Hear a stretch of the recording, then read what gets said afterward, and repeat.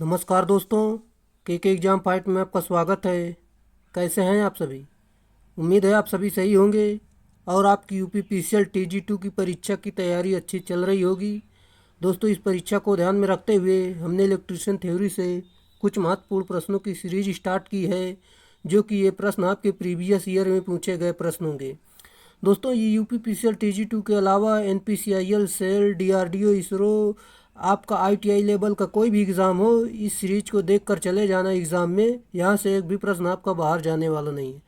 चलिए दोस्तों, आपका ज़्यादा टाइम न लेते हुए इन प्रश्नों की शुरुआत करते हैं। उससे पहले आपसे रिक्वेस्ट है, अगर आप चैनल पर नए, चैनल को सब्सक्राइब कर लीजिए और अपने दोस्तों में शेयर कर दीजिए। और दोस्तों, अगर आप वीडियो पे आए हैं तो वीडियो को पूरा ज़रूर देखें, ताकि आपका पूरा कॉन्सेप्ट क्लियर हो सके। और दोस्तों, जो पिछला वीडियो आपने नहीं देखा है तो वो सारी वीडियो ज़रूर देख लें, क्योंकि कोई ऐसा प्रश्न नहीं है जो कि एक वीडियो से दूसरी वीडियो में रिपीट हो रहा है। सभी अपने आप में अलग अलग प्रश्न हैं, और जो छोटे छोटे टॉपिक थे वो ऑलरेडी पहले ही ख़त्म हो चुके हैं। अब जो बड़े टॉपिक हैं वहाँ से ज़्यादा प्रश्न लिए जा रहे हैं, जो कि आपका पूरा कवर हो सके। दोस्तों, इससे आप पढ़ते हैं तो आपका पूरा इलेक्ट्रिशियन कवर हो जाएगा। चलिए शुरुआत करते हैं। जैसा कि आज का हमारा प्रश्न दिया गया, यहाँ पर आप देख सकते हैं, निम्नलिखित में से कौन सा विद्युत धारा का सुचालक है? राइट आंसर दोस्तों ऑप्शन नंबर सी, जो कि नल का पानी, ये सुचालक है, बाकी सभी कुचालक हैं। हम इसमें बात करते हैं, जैसे कि दोस्तों, जिसमें मुक्त इलेक्ट्रॉनों की संख्या अधिक होती है वे विद्युत का सुचालक होते हैं, जैसे कि सोना, चांदी, कॉपर, एल्युमिनियम, नल का पानी इत्यादि। और जिसमें मुक्त इलेक्ट्रॉनों की संख्या न के बराबर होती है वे कुचालक होते हैं, जैसे रबड़, माइका, प्लास्टिक, बालू, कांच आदि। अगले प्रश्न पर चलते हैं। अगला प्रश्न आपका दिया गया है, निम्नलिखित में से कौन सा सही है? राइट आंसर दोस्तों ऑप्शन नंबर डी, जो कि देख सकते हैं आप ऑप्शन नंबर डी आपका सही उत्तर हो जाएगा, जो कि दोस्तों 1 माइक्रो एम्पियर बराबर 10⁻⁻⁻⁴ और दोस्तों ये जो मिली एम्पियर है, ये सिर्फ 10⁻⁻3 10⁻3 एम्पियर होता है, जो कि दोस्तों ये बड़ा होता है जबकि इसकी तुलना में। चलिए अगले प्रश्न पर चलते हैं, जो कि आपका अगला प्रश्न दिया गया है, जैसा कि दोस्तों 2 किलो ओम का मान क्या है? राइट आंसर दोस्तों ऑप्शन नंबर ए, आप सभी को पता होगा, 2000 ओम, ये इसका सही उत्तर है। किलो का मतलब 1000। चलिए अगला प्रश्न।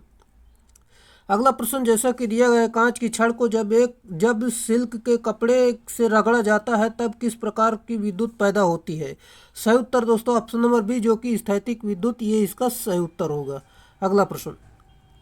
अगला प्रश्न आपका दिया गया, जैसा कि आप जान सकते हैं, किसी विद्युत पर 20 वोल्ट विभव अनंत से इस बिंदु तक 0.5 पाँच गुलाम आवेश को लाने के लिए, मतलब 5 धारिता का आवेश लाने के लिए किया गया कार्य क्या होगा? दोस्तों, इसको आप हल करेंगे, जैसे कि दोस्तों विभवांतर बराबर होता है किया गया कार्य अपान आवेश। यहाँ पर इसका मान रख देंगे तो आपका जो उत्तर निकल कर आ जाएगा 10 जूल, सही उत्तर हो जाएगा। चलिए अगले प्रश्न पर चलते हैं, जो कि आपका अगला प्रश्न दिया गया है, पावर की इकाई क्या है? राइट आंसर दोस्तों ऑप्शन नंबर बी, जो कि वाट होती है। जैसा कि दोस्तों एम्पियर जो है करंट की इकाई होती है। हम बात करते हैं, जैसे कि कूलाम आवेश की इकाई होती है, वोल्ट वोल्टेज की इकाई होती है, जो कि आप देख सकते हैं, वाट शक्ति की इकाई होती है कूलाम आवेश का। चलिए अगला प्रश्न। जैसा कि दो वैद्युत संपर्कों के बीच स्पार्किंग घटाने के लिए निम्नलिखित को निर्दिष्ट कराया जाता है। Right answer option number A, जो कि संपर्कों के साथ समांतर में कैपेसिटर, ये इसका राइट आंसर है। अगला प्रश्न। एसी परिपथ में धारा की दिशा कैसी होती है? राइट आंसर दोस्तों, जैसे कि दोस्तों एसी में जो है धारा हमेशा बदलती रहती है, यानी पल पल बदलती रहती है, ये इसका सही उत्तर होगा। जैसा कि दोस्तों हम इसका टिक पहले से इसलिए लगा देते हैं ताकि आपको पीडीएफ दे दी जाए तो वहाँ पर इसका चिन्ह लगा हुआ मिले, इसलिए इसका पहले से चिन्ह लगा दिया जाता है। अगला प्रश्न। अगला प्रश्न आपको दिया गया है, जैसा कि कुचालकों के लिए ऊर्जा बैंड अंतराल का आकार डैश डैश इलेक्ट्रॉन वोल्ट परिसीमा में होता है। सही उत्तर दोस्तों ऑप्शन नंबर सी, जो कि 3 से 6 इलेक्ट्रॉन वोल्ट, ये इसका सही उत्तर होगा।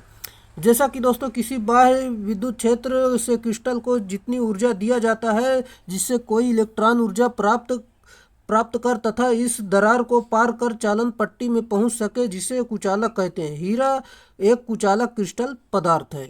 अगला प्रश्न। अगला प्रश्न आपका दिया गया, आंतरिक अर्धचालक में रिक्तियों की गतिशीलता इलेक्ट्रॉनों की गतिशीलता से डैश डैश है। राइट आंसर दोस्तों ऑप्शन नंबर सी, जो कि कम है, ये इसका सही उत्तर है। जैसा कि वे पदार्थ जिसमें ऊर्जित दरार की चौड़ाई की अपेक्षाकृत कम लगभग 1 इलेक्ट्रॉन वोल्ट होती है आंतरिक अर्धचालक कहलाते हैं। आंतरिक अर्धचालक पर शून्य ताप 0 केल्विन पर विद्युत रोधी पदार्थ की तरह व्यवहार करते हैं। उदाहरण के लिए देख सकते हैं आप जर्मेनियम तथा सिलिकॉन, आप जानते ही होंगे। अगला प्रश्न, बाह्य अर्धचालकों हेतु फर्मी स्तर निर्भर करता है। Right answer option number D, जो कि दाता, तत्व, अशुद्धि, संरण और ताप, ये इसका राइट आंसर है। जैसा कि हम इसमें देखते हैं इंट्रिजिंक अर्धचालक में फर्मी लेवल जो है वैलेंस बैंड तथा कंडक्शन बैंड के मध्य ऊर्जा गैप में पड़ता है। एन टाइप तथा पी टाइप अर्धचालकों में फर्मी लेवल पर निर्भर करता है, जो कि आप डायग्राम द्वारा समझ सकते हैं।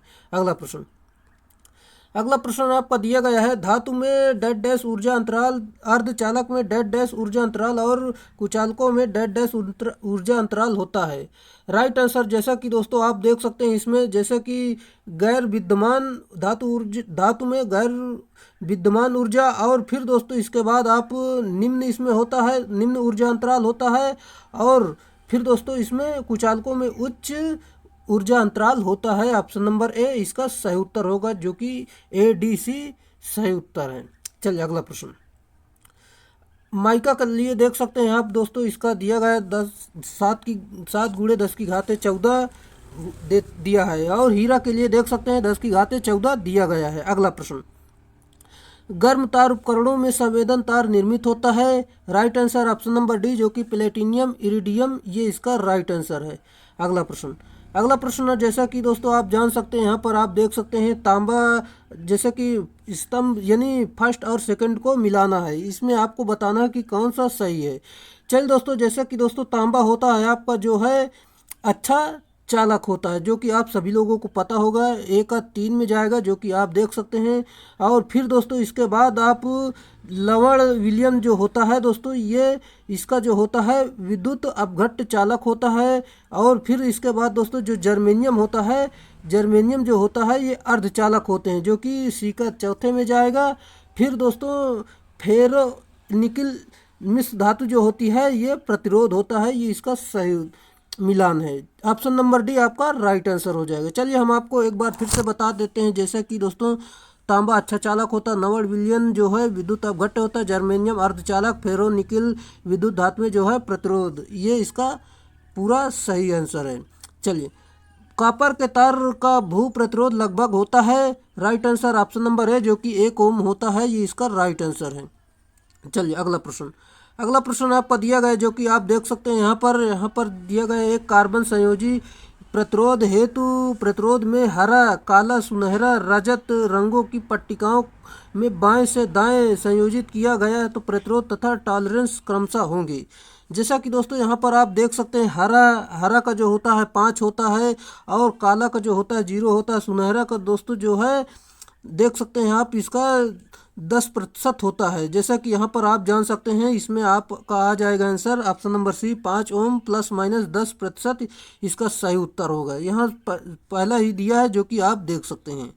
चलिए अगला प्रश्न आपका दिया गया, जो कि आप जान सकते हैं, यहाँ पर रंग 5 हेतु कार्बन प्रतिरोधों का क्रम क्या होगा।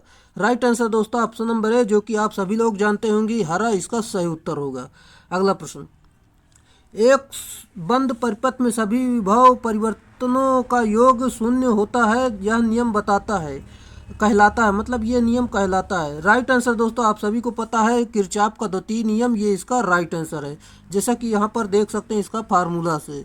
चलिए अगला प्रश्न, किरचॉफ का नियम इसके साथ लागू नहीं होता है। राइट आंसर दोस्तों वितरित मानकों के साथ लागू नहीं होता है। चलिए, जैसा कि दोस्तों यह किरचॉफ का नियम जो है रैखिक अरैखिक निष्क्रिय परिपथों पर लागू होता है।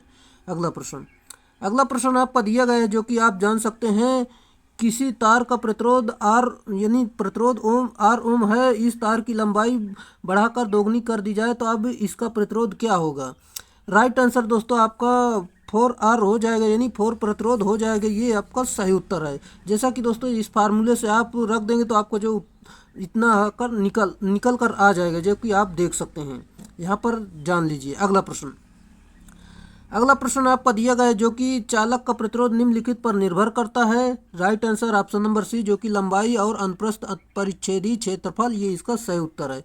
इसका फार्मूला तो आप सभी लोग जानते हैं। अगला प्रश्न, टाँका लगाने की प्रक्रिया में सोल्डरिंग फ्लक्स का क्या उपयोग है? सही उत्तर ऑप्शन नंबर है, जो कि सतहों में ऑक्साइड को निकालना, ये इसका राइट आंसर है।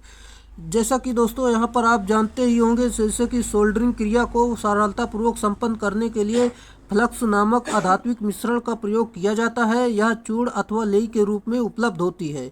सोल्डरिंग क्रिया में फ्लक्स निम्न प्रकार का सहायक होता है। यह जोड़ी जाने वाली सतह को ऑक्सीकरण से बचाती है। यह जोड़ पर पिघलाए गए सोल्डर के बहाव को सुगमता प्रदान करता है। और हम इसमें बात करते हैं, जैसा कि दोस्तों यह सोल्डर को शीघ्र पिघलाने में सहायता प्रदान करता है और ऊष्मा को जाप तक शीघ्रता से पहुंचाने में सहायक होता है। अगला प्रश्न, ब्रेंजिंग करते समय निम्न से कौन सा सोल्डर के रूप में प्रयोग किया जाता है? सही उत्तर ऑप्शन नंबर बी, जो कि पीतल, इसका सही उत्तर होगा। अगला प्रश्न, फ्यूज वायर की रेटिंग सदैव निम्नलिखित में व्यक्त की जाती है। राइट आंसर दोस्तों ऑप्शन नंबर डी, जो कि एम्पियर, इसका राइट आंसर है।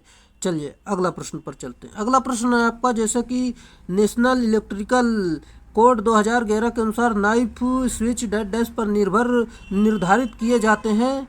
सही उत्तर ऑप्शन नंबर सी, जो कि 1000 एम्पियर, इसका राइट आंसर है।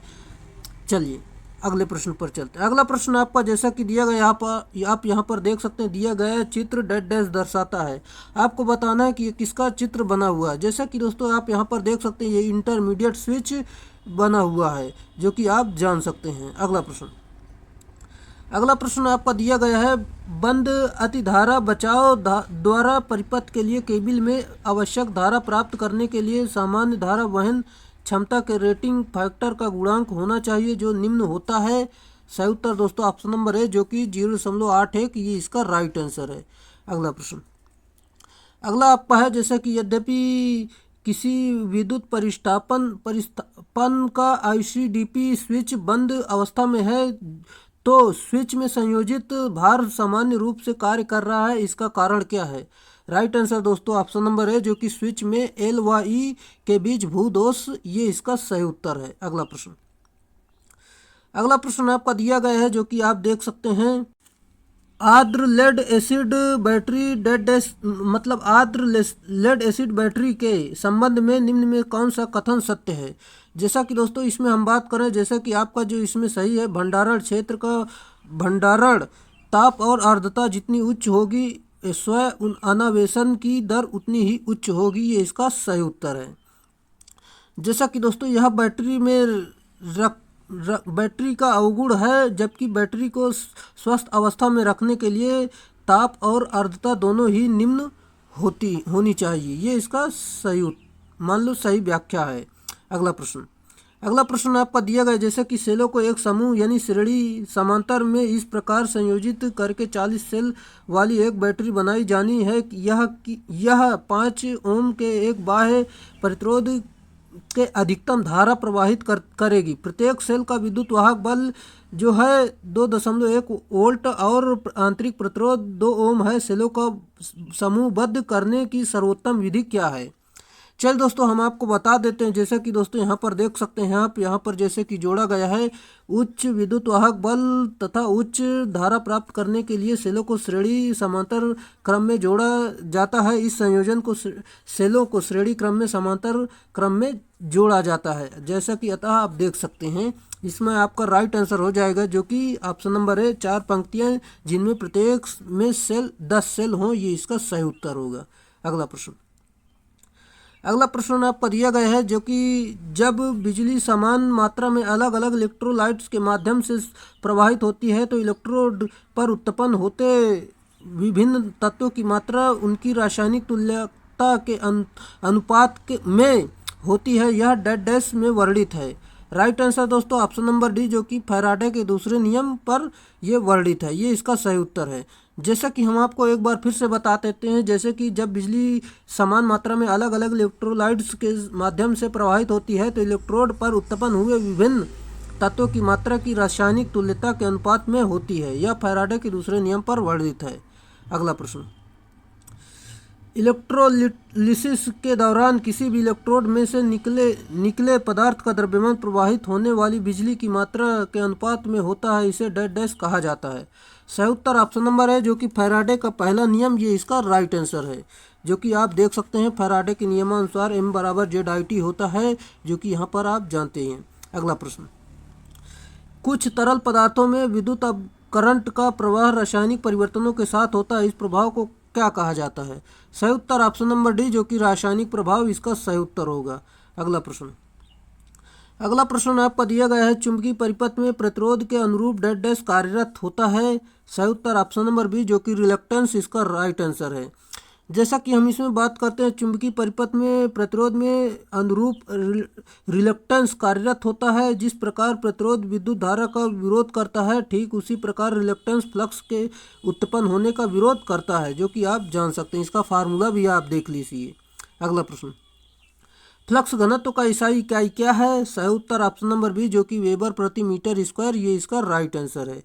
अगला प्रश्न, निम्नलिखित में से कौन सा द्रव्य अनुचुंबकीय पदार्थ है? सही उत्तर ऑप्शन नंबर सी जो कि एल्युमिनियम, ये इसका राइट आंसर है। चलिए, जैसा कि दोस्तों एल्युमिनियम द्रव अनुचुंबकीय पदार्थ तथा लौह फेरोमैग्नेटिक पदार्थ है, और कांच एक डीमैग्नेटिक निकिल की एक फेरोमैग्नेटिक पदार्थ है। अगला प्रश्न, वैद्युत युक्तियों में एक विद्युत चुंबक में उत्पन्न फ्लक्स को परिवर्तित करने का सबसे आसान तरीका है। सही उत्तर ऑप्शन नंबर सी जो कि उत्तेजक कुंडली में प्रवाहित धारा का मान परिवर्तित कर, ये इसका राइट आंसर है। अगला प्रश्न, एक चुंबक का चुंबकीय आघूर्ण से तात्पर्य है? Right answer option number C जो कि इकाई क्षेत्रफल लंबवत रखे गए बलाघूर्ण से, ये इसका राइट आंसर है। जैसा कि हम इसमें देखते हैं, चुंबकीय आघूर्ण की इकाई क्षेत्र पर लंबवत रखे गए बलाघूर्ण को कहते हैं। यह एक सदिश राशियां होती हैं। इसकी इकाई जो है एम्पियर इंटू मीटर स्क्वायर होता है, जो कि आप देख सकते हैं। इसका मात्रक भी आप देख लीजिए, इसका फार्मूला दिया गया है। अगला प्रश्न आपका दिया गया है, जो कि 10 माइक्रोफैरड के 3 कैपेसिटरों की रेटिंग 100 वोल्ट और 200 वोल्ट और 300 वोल्ट है। यदि इन्हें समांतर में लगा दिया जाए तब निम्नलिखित पर चलाने के लिए उपयुक्त होंगे।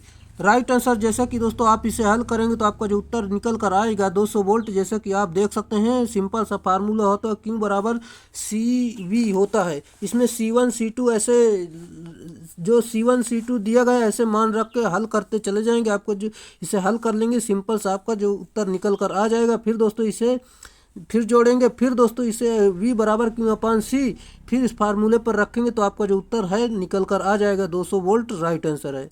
उम्मीद है दोस्तों आपको समझ में आया होगा।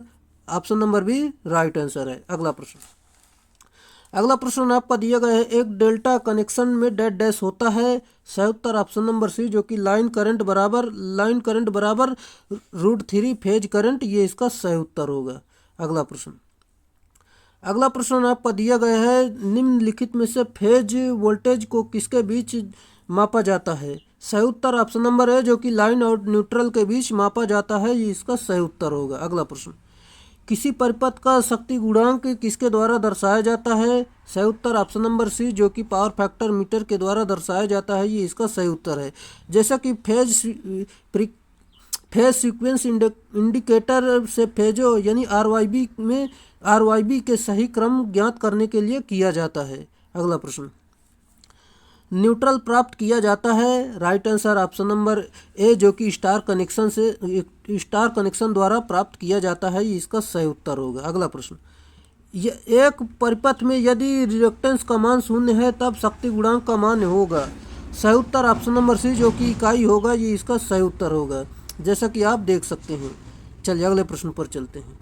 अगला प्रश्न आपका दिया गया, जैसा कि आप देख सकते हैं यहाँ पर दिए गए चित्र में आपको AC परिमाण है, तो आपको बताना है इसमें कौन सा सही उत्तर होगा।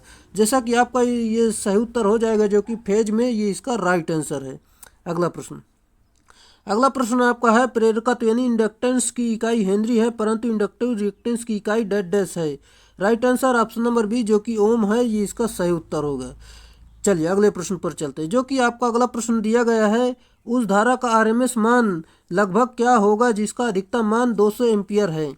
सही उत्तर जैसा कि दोस्तों इस फार्मूले पर आप रख के हल करेंगे, जैसा कि IRMS बराबर 0.707 गुणे आई मैक्सिमम, यहाँ पर इसका मान रख देंगे तो आपका जो उत्तर निकल कर आ जाएगा, जो कि ऑप्शन नंबर सी 141.4 एम्पियर इसका सही उत्तर होगा। चलिए अगला प्रश्न। अगला प्रश्न आपका है, वे राशियां जो समय के साथ ज्यावक्रीय बदलती रहती हैं कहलाती हैं। सही उत्तर ऑप्शन नंबर डी, जो कि फेजर राशि कहलाती हैं, ये इसका सही उत्तर है। अगला प्रश्न। डायोड, ट्रांजिस्टर और एकीकृत परिपथ के चिप निम्नलिखित से बनाए जाते हैं। सही उत्तर ऑप्शन नंबर डी, जो कि सिलिकॉन के बनाए जाते हैं, ये इसका सही उत्तर है। जैसा कि दोस्तों इसमें डायोड, ट्रांजिस्टर, SCR, ट्रायक आदि इलेक्ट्रॉनिक उपयंत्र बनाए जाते हैं, जो कि आप देख सकते हैं। और सिलिकॉन का जो परमाणु क्रमांक 14 होता है, जर्मेनियम का 32 होता है, इसका इलेक्ट्रॉनिक विन्यास भी आप देख सकते हैं। अगला प्रश्न। डायोड चिन्ह में तीर की दिशा डैश डैश सूचित करता है। Right answer option number B, जो कि छेद बहाव की दिशा यानी रूढ़ धारा की दिशा, ये इसका सही उत्तर होगा। यह यहाँ पर आप देख सकते हैं। अगला प्रश्न। अगला प्रश्न आपका दिया गया है, एन प्रकार के अर्धचालकों की चालकता मुख्यतः किन पर निर्भर करती है। सही उत्तर ऑप्शन नंबर है, जो कि इलेक्ट्रॉन इसका राइट आंसर है। जैसे कि एन प्रकार के पदार्थ में मुक्त इलेक्ट्रॉन मेजॉरिटी आवेश वाहक के रूप में होते हैं, अर्थात इन प्रकार के अर्धचालकों में धारा प्रवाह मेजॉरिटी आवेश वाहकों के द्वारा होता है। अगला प्रश्न। IGBT और मोसफेट इस्तेमाल करते हैं। राइट आंसर है ऑप्शन नंबर है, जो कि UPS में ये इसका सही उत्तर है। अगला प्रश्न। इन्वर्टर का कार्य बदलना है। सही उत्तर ऑप्शन नंबर सी, जो कि DC से AC इसका सही उत्तर होगा। जैसा कि हम इसमें बात करते हैं, वे शक्ति जो इलेक्ट्रॉनिक परिपथ जिनकी सहायता DC शक्ति को इच्छित वोल्टता तथा आवृत्ति की प्रत्यावर्ती धारा यानी AC शक्ति में रूपांतरित किया जाता है, इन्वर्टर कहलाते हैं। जैसे कि इलेक्ट्रॉनिक परिपथों के लिए दोलित्र यानी ऑसिलेटर भी DC और AC परिवर्तित करने वाली इकाई होती है। अगला प्रश्न। किस प्रकार के AC से DC परिवर्तक में सर्वाधिक दक्षता है। सही उत्तर ऑप्शन नंबर डी, जो कि सॉलिड स्टेट डिस्टकारी, ये इसका सही उत्तर है। अगला प्रश्न। अगला प्रश्न आपका दिया गया है, एक SCR सार्थक धारा के साथ चालन तब शुरू करेगा जब। सही उत्तर दोस्तों आपका जो राइट आंसर हो जाएगा, एनोड तथा गेट दोनों धनात्मक हों, ये इसका सही उत्तर है। अगला प्रश्न।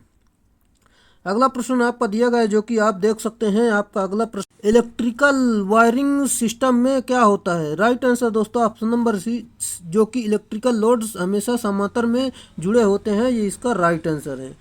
चलिए, जैसा कि दोस्तों इलेक्ट्रिकल वायरिंग सिस्टम में इलेक्ट्रिकल लोड हमेशा समांतर में जुड़े होते हैं। इलेक्ट्रिकल लोड चाहे पावर लोड हो, लाइट लोड हो, समांतर में जुड़े होते हैं, क्योंकि उपकरणों की वोल्टता रेटिंग निर्धारित व नियत होती है, जो कि समांतर में वोल्टता का मान समान होता है। अगला प्रश्न। अगला प्रश्न आपका दिया गया है, एक घर में 16 लाइट और 8 पंखे का लोड है। भारतीय मानक संस्था के अनुसार दिए गए लोड के लिए आवश्यक सब सर्किट की न्यूनतम संख्या क्या है। सही उत्तर दोस्तों ऑप्शन नंबर डी, जो कि 3, ये इसका राइट आंसर, जो कि आप देख सकते हैं यहाँ पर दिया गया है। अगला प्रश्न। अगला प्रश्न आपका दिया गया है, जो कि लैप वाइंडिंग में समांतर पथों की संख्या पोलों की संख्या बराबर होती है, जबकि वेव वाइंडिंग में हमेशा 2 होती है। अगला प्रश्न। आर्क वेल्डिंग के लिए प्रयुक्त DC जनरेटर में होना चाहिए। सही उत्तर दोस्तों ऑप्शन नंबर डी, जो कि ड्रॉपिंग अभिलक्षण, ये इसका राइट आंसर है। अगला प्रश्न। अगला प्रश्न जैसा कि आपका दिया गया है, यहाँ पर आप जान सकते हैं, DC जनरेटर के मामले में अधिकतम दक्षता के लिए शर्त है। राइट आंसर दोस्तों आपका सही उत्तर हो जाएगा, जो कि परिवर्तनीय हानि बराबर नियत हानि, ये इसका राइट आंसर है। ऑप्शन नंबर बी सही उत्तर होगा। अगला प्रश्न। अगला प्रश्न आपका दिया गया है, जो कि आप देख सकते हैं, दिष्टगारी जनित्र में कुंडली दूरी को पोल पिच के बराबर रखने के लिए कुंडली का पिछला पिच यानी बैक पिच किसके बराबर होना चाहिए। सही उत्तर ऑप्शन नंबर है, जो कि प्रति पोल क्रम विनियामक बार, ये इसका सही उत्तर होगा। अगला प्रश्न। अगला प्रश्न आपका दिया गया है, जो कि दोस्तों चित्र ए और बी DC जनरेटर के किस भाग को प्रदर्शित करते हैं। राइट आंसर दोस्तों, जैसा कि दोस्तों यहाँ पर आप देख सकते हैं, ए और बी यहाँ पर दिया गया है, जो कि आपका इसमें सही उत्तर हो जाएगा इंटरपोल एवं मुख्य पोल, ये इसका सही उत्तर होगा। अगला प्रश्न। अगला प्रश्न आपका है, जैसा कि सामान्य लाइटिंग एवं पावर सप्लाई के लिए प्रयोग में लाए जाने वाला जनरेटर कौन सा है? सही उत्तर ऑप्शन नंबर सी, जो कि क्यूमुलेटिव कंपाउंड जनरेटर, ये इसका राइट आंसर है। चलिए अगले प्रश्न पर चलते हैं, जो कि आपका अगला प्रश्न दिया गया है, डीसी मोटर की गति को नियंत्रित करने हेतु निम्न में से किसका प्रयोग किया जाता है? सही उत्तर ऑप्शन नंबर डी, जो कि थायरिस्टर का प्रयोग करते हैं, ये इसका राइट आंसर है। अगला प्रश्न, स्टार्टर का मुख्य कार्य है? सही उत्तर ऑप्शन नंबर डी, जो कि स्टार्टिंग पर धारा के अंतर प्रवाह को सीमित करने के लिए इसका सही उत्तर है। चलिए जैसा कि दोस्तों हम अगले प्रश्न पर चलते हैं, आपका अगला प्रश्न दिया गया है, यहाँ पर देख सकते हैं, किसके अनुप्रयोग में डीसी शंट मोटर का उपयोग किया जाता है? राइट आंसर दोस्तों ऑप्शन नंबर डी, जो कि मशीन टूल्स और ड्राइव्स के लिए इसका प्रयोग करते हैं हम। जहाँ पर दोस्तों लगभग स्थिर गति की आवश्यकता होती है, वहाँ पर शंट मोटरों का प्रयोग किया जाता है, जैसे कि खराद मशीन, पानी के पंप, कपड़े की मिलों तथा कागज की मिलों इत्यादि में किया जाता है। और उच्च स्टार्टिंग टॉर्क की आवश्यकता जहाँ होती है, वहाँ पर सीरीज मोटर का प्रयोग किया जाता है, यानी जैसे कि इलेक्ट्रिक ट्रैक्शन और टॉम वे और होइस्ट इत्यादि में किया जाता है। अगला प्रश्न जाने से पहले हम आपको बताना चाहेंगे, जैसे कि आपको इस वीडियो की पीडीएफ चाहिए तो ये टेलीग्राम चैनल ज्वाइन कर सकते हैं, यहाँ पर आपको इसकी पीडीएफ दे दी जाएगी। अगला प्रश्न आपका दिया गया है, जो कि आप जान सकते हैं, मोटर डेड डैश मोटर को चालू करने और चलाने के लिए 4 बिंदु डीसी मोटर स्टार्टर का प्रयोग किया जाता है। सही उत्तर दोस्तों ऑप्शन नंबर बी, जो कि डीसी यौगिक शंट मोटर, ये इसका राइट आंसर है। जो कि आप देख सकते हैं, यहाँ पर डीसी कंपाउंड तथा डीसी शंट मोटर दोनों को चलाने के लिए 4 पॉइंट तथा 3 पॉइंट दोनों प्रकार के स्टार्टर का प्रयोग किया जाता है।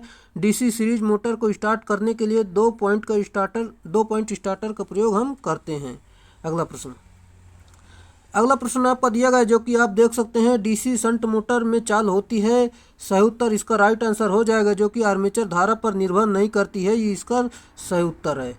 चलिए अगला प्रश्न पर चलते हैं। अगले प्रश्न जानने से पहले दोस्तों आपसे रिक्वेस्ट है, अगर आप चैनल पर नए, चैनल को सब्सक्राइब कर लीजिए और अपने दोस्तों में शेयर कर दीजिए। अगर वीडियो अच्छा लग रहा है तो वीडियो को लाइक ज़रूर करें।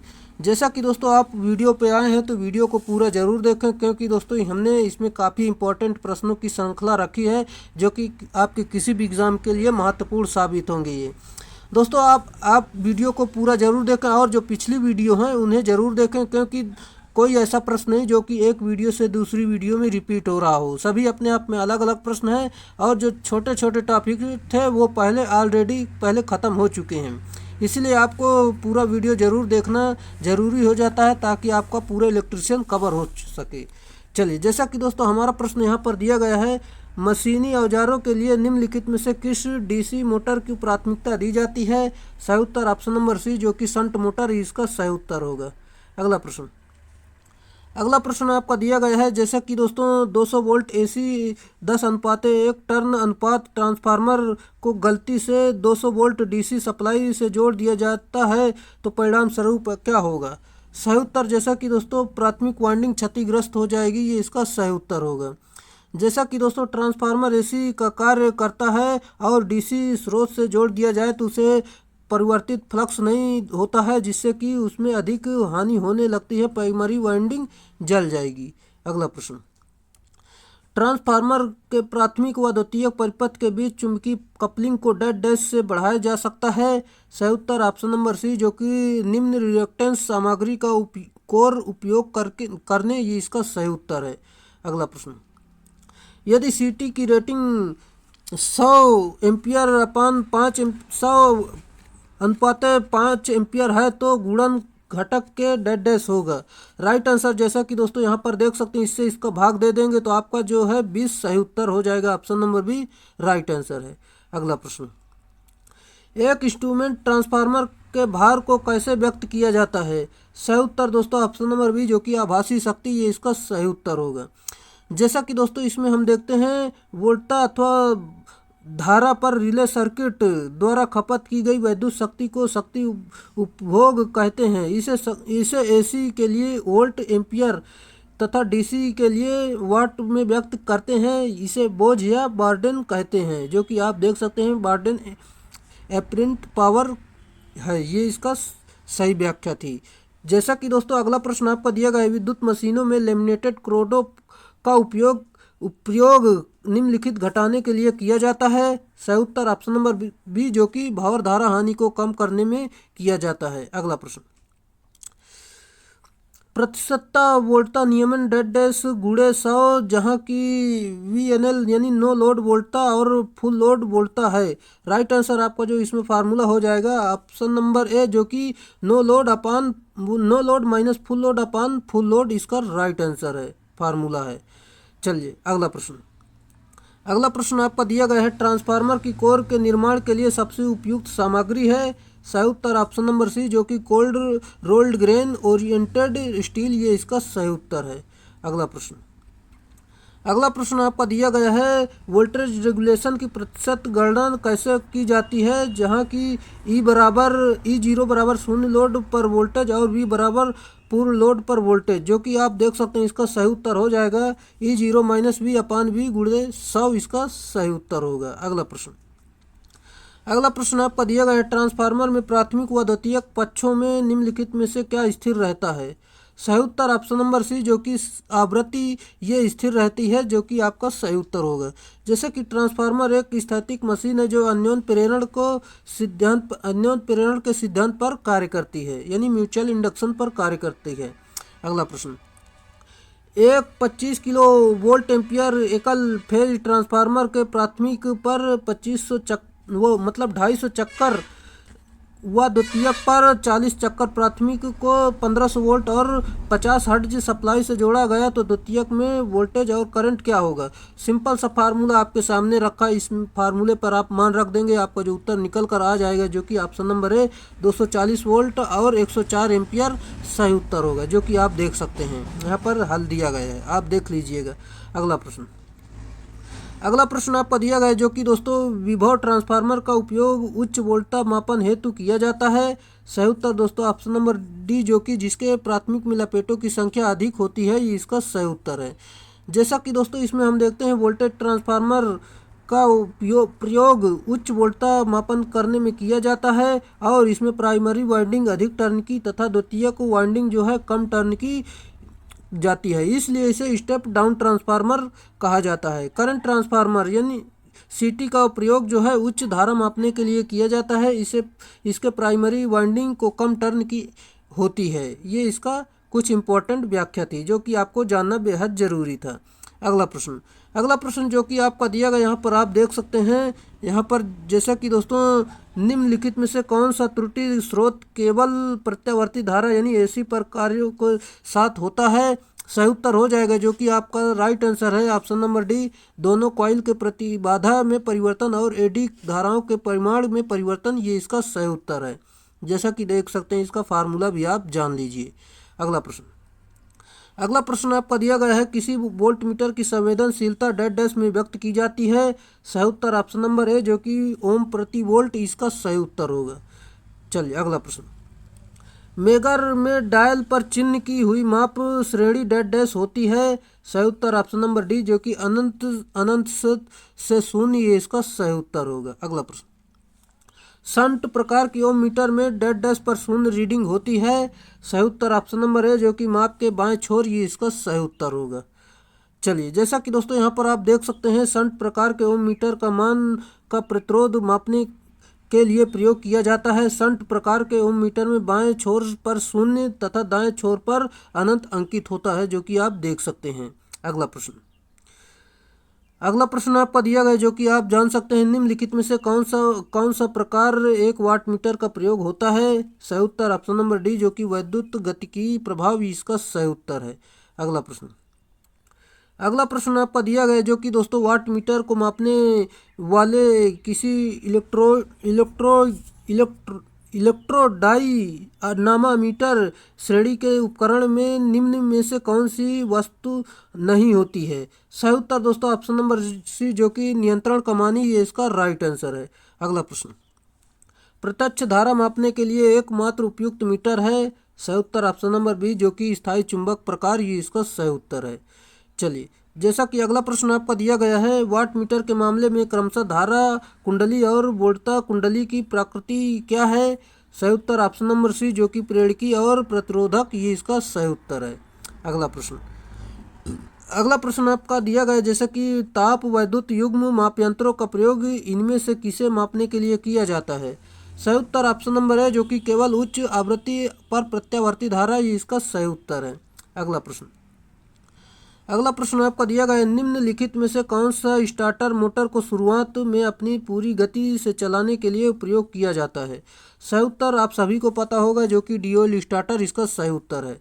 जैसा कि दोस्तों यहाँ पर हम बात करते हैं, इसका प्रयोग 5 HP तक की इंडक्शन मोटरों को चलाने के लिए किया जाता है। इससे न तो मोटर का पार्श्व में यानी शंट में वोल्टेज तथा न ही मोटर कुंडली में प्रवाहित होने वाली धारा कम होती है, यानी इसमें धारा कम आपकी नहीं होती है। स्टार डेल्टा स्टार्टर का प्रयोग 5 से 20 HP तक की सभी इंडक्शन मोटरों को स्टार्ट करने के लिए किया जाता है और ऑटो ट्रांसफार्मर स्टार्टर का प्रयोग जो है 20 HP से अधिक प्रेरण मोटर को स्टार्ट करने के लिए किया जाता है। अगला पॉइंट है, जैसा कि 3 पॉइंट स्टार्टर का प्रयोग डीसी शंट मोटर को स्टार्ट करने में किया जाता है, जबकि 4 पॉइंट स्टार्टर का प्रयोग जो है दोस्तों कंपाउंड मोटर के लिए हम करते हैं। अगला प्रश्न है, निम्नलिखित में से किन इंडक्शन मोटरों में कम प्रारंभिक टार्क होता है। सही उत्तर ऑप्शन नंबर सी जो कि स्क्वायरल केज इसका सही उत्तर है। चलिए, जैसा कि दोस्तों इसका फार्मूला भी आप देख सकते हैं। हम इसमें बात करते हैं, स्क्वायरल केज इंडक्शन मोटर के रोटर का प्रतिरोध स्थिर होता है और इसके उसके प्रतिघात की अपेक्षा कम होता है, जिसके कारण रोटर की प्रारंभिक धारा जो है I2 रोटर EMF E2 से अधिक पश्चिगामी होता है, जिससे उनके बीच का फेज का मान बढ़ जाता है और शक्ति गुणक निम्न यानी 0.2 हो जाता है, जिसके परिणाम स्वरूप प्रारंभिक टार्क बहुत कम होता है, जो कि आप देख सकते हैं। अगला प्रश्न आपका दिया गया है, निम्नलिखित किस मोटर में रोटर कंडक्टर के लिए समांतर खांचा के साथ एक बेलनाकार लेमिनेटेड कोर होता है। सही उत्तर ऑप्शन नंबर है जो कि स्क्वायरल केज रोटर, ये इसका सही उत्तर है। जैसा कि दोस्तों हम अगले प्रश्न पर चलते हैं, जो कि आपका अगला प्रश्न दिया गया है, एक पॉलीफेज इंडक्शन मोटर की गति डेड डैश हमेशा डेड डैश होनी चाहिए। सही उत्तर ऑप्शन नंबर सी जो कि तुल्यकालिक गति से कम होनी चाहिए, इसका सही उत्तर है। जैसा कि दोस्तों यदि इस मोटर की गति तुल्यकालिक गति के बराबर हो जाए तो दोनों के बीच सापेक्ष गति शून्य हो जाएगी और टार्क भी शून्य हो जाएगा। इस प्रकार की मोटर चलेगी ही नहीं। नो लोड पर इंडक्शन मोटर का पावर फैक्टर 0.2 से लेकर 0.3 तक होता है तथा फुल लोड पर पावर फैक्टर जो है 0.5 से लेकर 0.8 तक होता है। अगला प्रश्न, निम्नलिखित में से किस पॉलीफेज इंडक्शन मोटर उच्च प्रारंभिक टार्क और उच्च ओवरलोड क्षमता के साथ लगभग स्थिर गति होती है। सही उत्तर ऑप्शन नंबर सी जो कि डबल स्क्वायरल केज प्रकार, ये इसका सही उत्तर होगा। जैसा कि दोस्तों इसकी संरचना में बाह्य केज का उच्च प्रतिरोध व नगण्य क्षरण प्रतिघात तथा आंतरिक केज निम्न प्रतिरोधी व उच्च क्षरण प्रतिघात होता है। यह बाह्य पिंजर का प्रतिरोध आंतरिक पिंजर के प्रतिरोध के लगभग 4 गुना होता है। अगला प्रश्न आपका दिया गया है, जो कि दोस्तों निम्नलिखित में से किस ट्रांसफार्मर स्टार्टर में 15 HP तक का होता है। सही उत्तर दोस्तों ऑप्शन नंबर डी जो कि स्टार डेल्टा स्टार्टर, ये इसका सही उत्तर है। ये दोस्तों 15 HP तक का होता है। जैसा कि दोस्तों स्टार डेल्टा की बात करें हम, स्टार डेल्टा स्टार्टर के अंतर्गत प्रारंभ स्थिति में मोटर का स्टेटर स्टार में जुड़ा होता है। जैसे ही मोटर अपनी सामान्य गति से आती है, स्टार्टर को डेल्टा में जोड़ दिया जाता है। चलिए, जैसा कि दोस्तों अगला पॉइंट आपका दिया गया है, dual starter in direct online starter का उपयोग जो है 5 HP तक की मोटरों को स्टार्ट करने में किया जाता है। ऑटो ट्रांसफार्मर स्टार्टर का उपयोग 20 HP तक की मोटरों को स्टार्ट करने में हम करते हैं। अगला प्रश्न, निम्नलिखित में से किस शुरुआती धारा को एक ऑटो ट्रांसफार्मर का प्रयोग करके घटाया जाता है। सही उत्तर ऑप्शन नंबर है जो कि ऑटो ट्रांसफार्मर स्टार्टर, इसका सही उत्तर होगा। जैसा कि ऑटो ट्रांसफार्मर स्टार्टर पिंजरा प्रारूपी प्रेरण मोटर को स्टार्ट करने के लिए प्रयुक्त है। सामान्यतः इसे 15 किलोवाट के ऊपर के लिए इसका प्रयोग किया जाता है। अगला प्रश्न, सीलिंग फैन सर्किट में रेगुलेटर का उपयोग करने का प्रयोजन क्या है। सही उत्तर ऑप्शन नंबर बी जो कि फैन को दी गई वोल्टता कम करना, ये इसका सही उत्तर है। चलिए, जैसा कि अगला प्रश्न आपका दिया गया है, एकल फेज मोटर में सहायक वाइंडिंग सामान्य प्रतिरोध क्या होता है। सही उत्तर ऑप्शन नंबर बी जो कि मुख्य वाइंडिंग के संदर्भ में तुलनात्मक रूप से उच्च, ये इसका सही उत्तर होगा। चलिए अगला प्रश्न, अगला प्रश्न आपका दिया गया है, मिक्सर ग्राइंडर में आमतौर पर डेड डैश का इस्तेमाल होता है। सही उत्तर ऑप्शन नंबर डी, जो कि यूनिवर्सल मोटर का प्रयोग हम करते हैं। और हम बात करते हैं जैसे कि दोस्तों यूनिवर्सल मोटर एक फेज यानी सिंगल फेज प्रत्यावर्ती तथा डिस्क दोनों पर लगभग समान गति पर यानी एसी और डीसी दोनों पर समान गति पर चलती है। यह मोटर आंशिक अश्वशक्ति की होती है तथा घरेलू उपकरणों जैसे mixer grinder, juice mixer, drill machine, सिलाई मशीन इत्यादि में इसका प्रयोग हम करते हैं। अगला प्रश्न आपका दिया गया जैसा कि दोस्तों दो त्रिकला प्रत्यावर्ती अल्टरनेटर के तुल्यकालन यानी सिंक्रोनाइजेशन के लिए जब सर्व अदीप्ति लैंप विधि प्रयोग की जाती है तो लैंप एक ही समय अदीप्ति नहीं होते हैं किंतु विभिन्न समयों पर होते हैं। प्रयुक्त लैंप समान वाटता और वोल्टता निर्धारण के हैं। लैंप के संयोजन की जांच की गई और सही माप पाई गई। यह निम्नलिखित में किसी एक कारक के अंतर के कारण उसे पहचानिए। जैसा कि दोस्तों आपका इसमें राइट आंसर हो जाएगा ऑप्शन नंबर सी, जो कि कला अनुक्रम इसका सही उत्तर होगा। चलिए अगला प्रश्न, यदि आरपीएम बराबर 200 पोषण प्रति चक्र बराबर जो है 0.05 mm है तो पोषण प्रति मिनट होगा। सही उत्तर दोस्तों आप हल करेंगे जैसा कि दोस्तों यहाँ पर देख सकते हैं हल किया गया। ऑप्शन नंबर बी आपका 10 mm सही उत्तर होगा। अगला प्रश्न, उस कथन को खोजिए जो सही नहीं है। आपको बताना है इसमें कौन सा सही नहीं। जैसा कि दोस्तों अल्टरनेटर के क्षेत्र रोटर पर समायोजित किया जाता है और आर्मेचर वाइंडिंग की स्टेटर पर, क्योंकि राइट आंसर जैसा कि दोस्तों आपका इसमें आवश्यक स्लिप रिंग केवल 3 होती हैं। ये दोस्तों आपका सही नहीं है। जैसा कि दोस्तों हम इसमें बात करते हैं, इसमें पूरी जानकारी देख लेते हैं। जैसा कि दोस्तों यहाँ पर अल्टरनेटर में क्षेत्र रोटर पर समायोजित किया जाता है। आर्मेचर वाइंडिंग स्टेटर पर आवश्यक स्लिप रिंग केवल 2 होती हैं, जो कि आपका ऑप्शन नंबर बी सही नहीं है। चलिए अगला प्रश्न, किसी अल्टरनेटर द्वारा कौन सी धारा पैदा की जाती है। सही उत्तर ऑप्शन नंबर बी, जो कि एसी धारा पैदा की जाती है। अगला प्रश्न, ट्यूबलाइट परिपथ में उच्च वोल्टेज का प्रवाह निम्नलिखित द्वारा उत्पन्न होता है। सही उत्तर ऑप्शन नंबर बी, जो कि चौक द्वारा उत्पन्न होता है। अगला प्रश्न, 0 वाट के लैंप की विद्युत खपत है। सही उत्तर ऑप्शन नंबर बी, जो कि लगभग 5 से 7 वाट, ये इसका सही उत्तर है। अगला प्रश्न, प्रदीप्तिशील यानी फ्लोरोसेंट ट्यूब परिपथ में चौक का कार्य प्राथमिक रूप से क्या है। सही उत्तर ऑप्शन नंबर डी, जो कि निस्सरण यानी इंटीटेट तथा डिस्चार्ज यानी निस्सारण को प्रारंभ करने, ये इसका सही उत्तर है। अगला प्रश्न, एक मध्यमवर्ती स्विच में डेड डैश होते हैं। सही उत्तर ऑप्शन नंबर सी, जो कि 4 स्विच होते हैं। अगला प्रश्न, अगर ट्यूबलाइट में चौक नहीं लगाया जाए तो वह, right answer option number C, fuse हो जाएगी, ये इसका सही उत्तर है। अगला प्रश्न, संपर्कों के कार्यों के आधार पर लिमिट स्विच को डेड डैश प्रकार की विभाजित किया जा गया है। सही उत्तर ऑप्शन नंबर ए, जो कि 2 इसका राइट आंसर है। अगला प्रश्न, विद्युत लाइन में स्विच कौन से तार पर लगाया जाता है। सही उत्तर ऑप्शन नंबर बी, जो कि फेज पर लगाया जाता है, ये इसका सही उत्तर है।